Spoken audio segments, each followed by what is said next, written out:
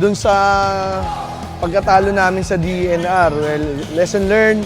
So we adjust specifically dun sa defense namin. Kasi hindi namin na-capitalize yung advantage namin na kulang sila ng players. So we didn't took advantage, the opportunity na outman yung kalaban namin. Kulang sila ng players. So actually, after the game, nag-usap talaga kami. Siyempre, being, yun nga, mga public servant. Although nasa public service din ako, siyempre iba sila eh, police sila. So after ng training namin, makikita mo mga naka-uniform, mga respected police officer. So iba yon.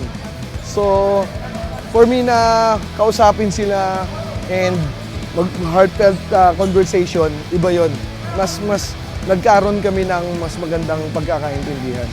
Well, as you can see dito sa training, I oblige them na talagang we run as much as possible kasi yun lang yung advantage namin.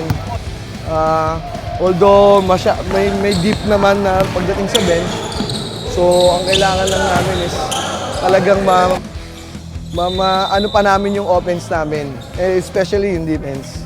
Ang nakikita nila sa akin is yung hustle play ko eh. Talagang yung dine-develop ko talaga yung stamina ko. Mostly sa mga rebounding, defense. Ang pinakamahalaga po talaga siya, yung stamina. Kasi maibibigay mo po talaga yung laro mo. Hindi ko naman po masasabing madali yung basketball, pero pag maganda po yung stamina mo, maganda yung laro mo, sigurado maibibigay. Magagalaw mo yung gusto mo. Itong liga na to kasi actually na-amaze ako dito kasi may mga beneficiary tayong tinutulungan. So sabi ko, nung nakaraang interview ko, ang sarap ng maglaro. Alam mo yung kahit mag-wish ka ng buhay para sa mga tao. Kasi yun naman yung trabaho ng pulis eh. So pag pulis ka, mindset mo makatulong sa tao.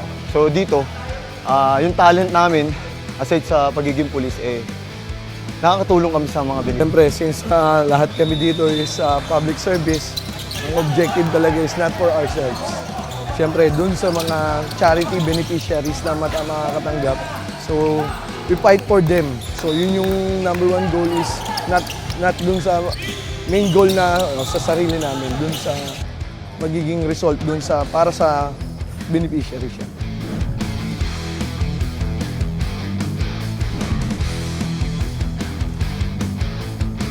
Yeah, man!